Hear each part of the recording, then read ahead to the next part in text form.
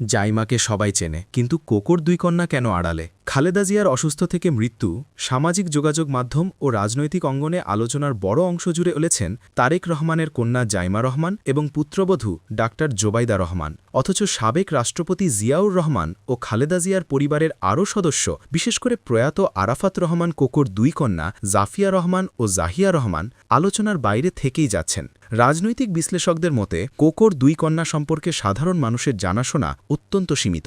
অনেক ক্ষেত্রেই মানুষ তাদের নাম পর্যন্ত বলতে পারেন না, যা সামাজিক ও রাজনৈতিক বাস্তবতায় একটি বিস্ময়কর বিষয় হিসেবেই দেখা হচ্ছে।